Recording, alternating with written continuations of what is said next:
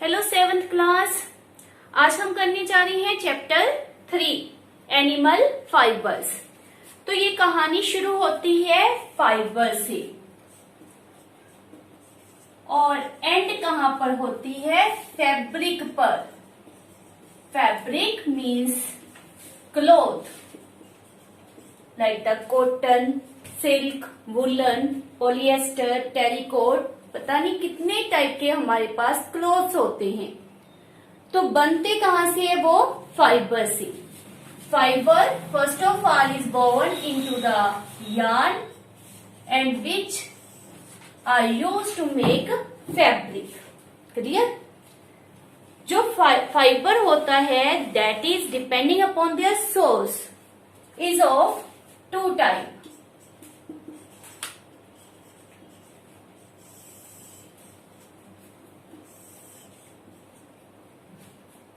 Natural fibre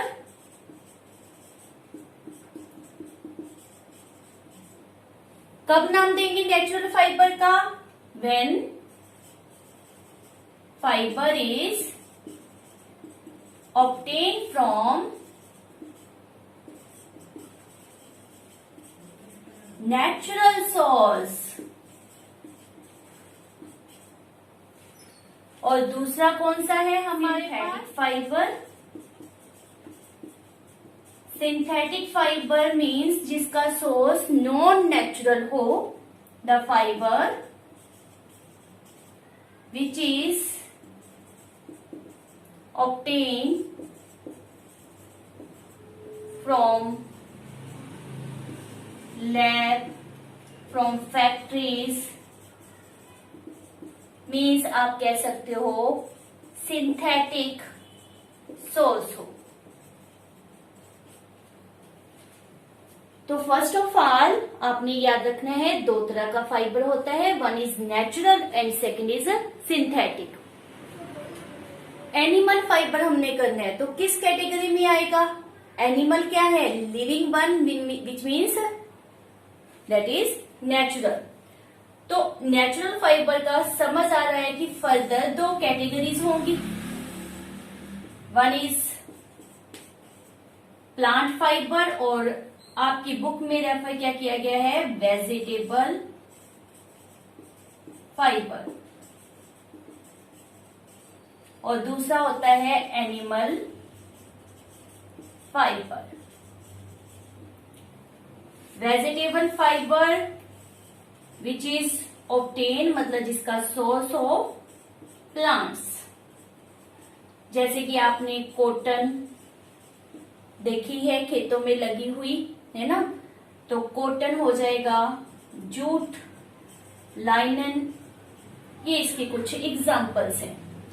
और अगर source animals हो तो उसे हम क्या कहते हैं? Animal fibre. इसकी क्या एग्जाम्पल आ सकती है?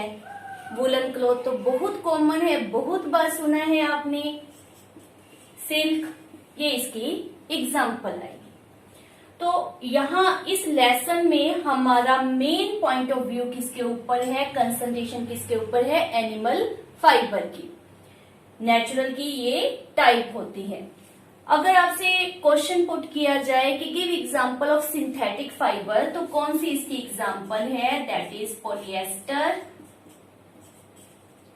And terrycot. वैसे तो बहुत सी हैं, ये दो आप अपने माइंड में रखोगे, पॉलिएस्टर एंड टेरिकोट। कॉटन इसमें मिक्स होता है, so the name is terrycot. Animal fibre में सबसे पहले हम डिस्कस करेंगे अबाउट द वूल। वूल आपको पता है विंटर में सबसे ज्यादा यूज होने वाला फैब्रिक होता है। तो वूल कहां से ऑब्टेन करते हैं? From the sheep. वूल की कौन कौन सी प्रॉपर्टीज होती है? यह ड्यूरेबल होता है, इलास्टिक इन नेचर है एंड वर्सेटाइल मतलब बहुत ज्यादा मात्रा में यूज किया जाता है। वूल के इन बिटवीन एयर स्पेस होता है, this is the air space.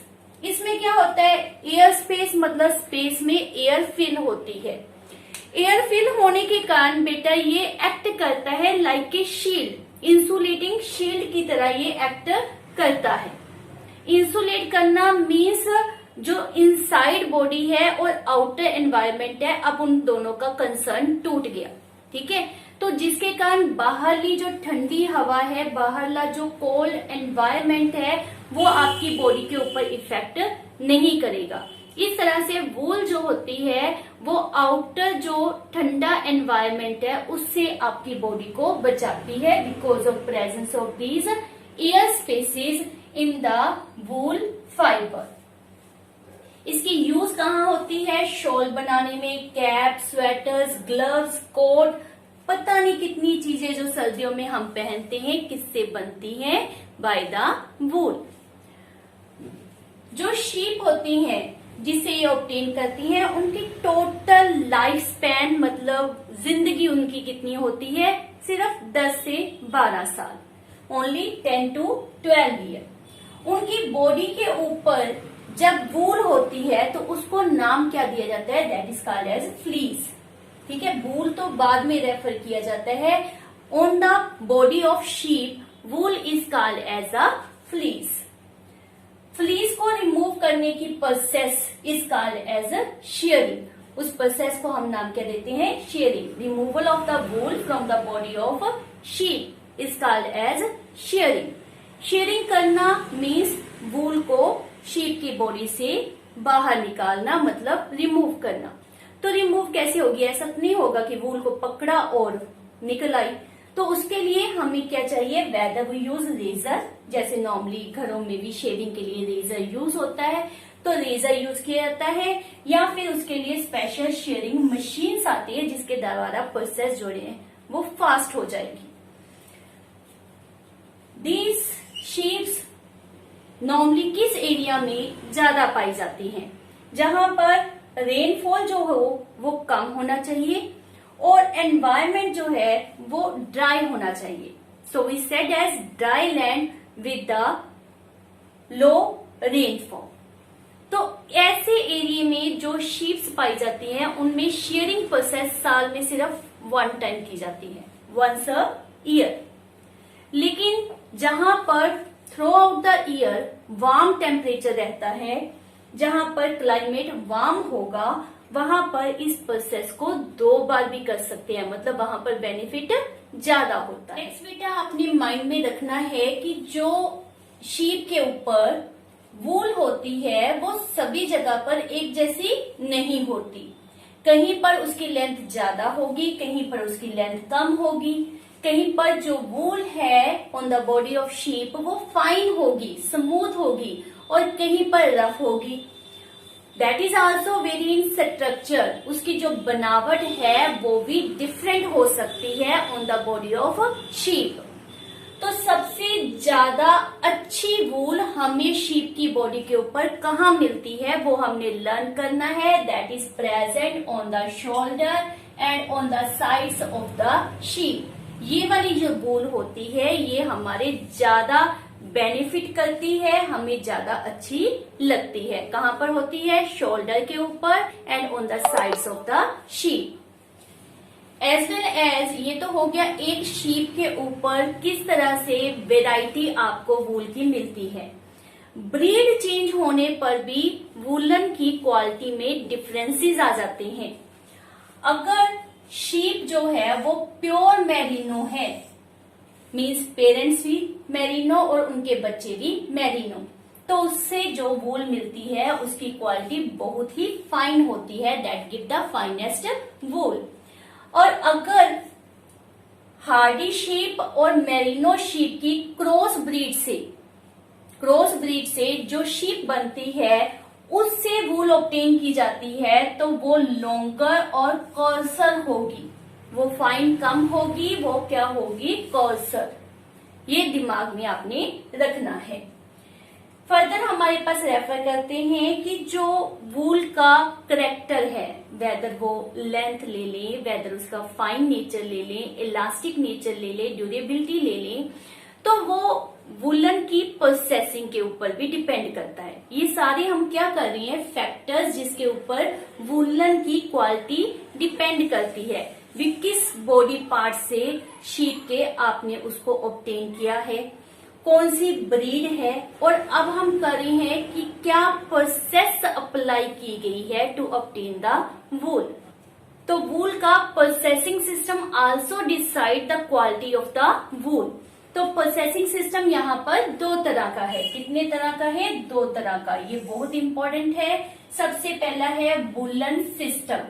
Woollen system में क्या करते हैं, वूल ली, किसी की लेंथ छोटी थी, किसी की लेंथ बड़ी थी, दे डजंट मैटर।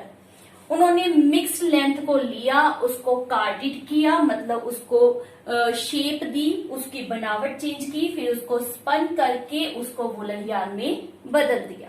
ठीक है, तो ऑब्वियस है जब लेंथ के बारे में उन्होंने ज्यादा ट्राई नहीं किया, ज्यादा सुधार नहीं किया, तो इसमें इलास्टिक नेचर नहीं आएगा।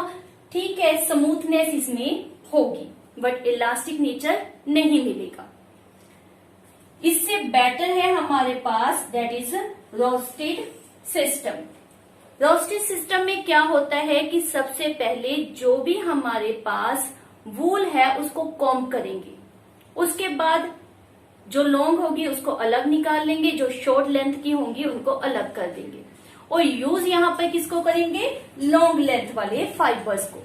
लॉन्ग लेंथ वाले फाइबर्स को उन्होंने अच्छी तरह से बाय द मशीन्स उसको कन्वर्ट कर लिया स्मूथ कॉम्पैक्ट स्ट्रैंड में, मतलब उसको थोड़ा सा जो आप कह सकते हो फ्लफीनेस थी उसको कॉम्पैक्ट कर दिया स्मूथ कॉम्पैक्ट स्ट्रैंड में, और बाद में उसको किस में बदल दिया? वूलन यार्न में। तो इस तरह से जो वूल ऑब्टेन होगी वो बहुत ही गुड क्वालिटी की होगी, उसमें इलास्टिक नेचर भी होगा, उसमें स्मूथनेस भी होगी। तो ये हमारे पास दो प्रोसेसिंग सिस्टम होते हैं वूल के। तो ये क्लियर हो गया कि किस तरह से वूलन की क्वालिटी चेंज हो जाती है by the processing system change होने से, बाय द ब्रीड चेंज होने से, by the body parts from which wool is obtain. So आज इतना ही हम करेंगे। मेरी वीडियो को लाइक, शेयर एंड सब्सक्राइब जरूर करें। मिलते हैं हमारी नेक्स्ट वीडियो में with the manufacturing of the wool and types of the wool. Till then bye bye.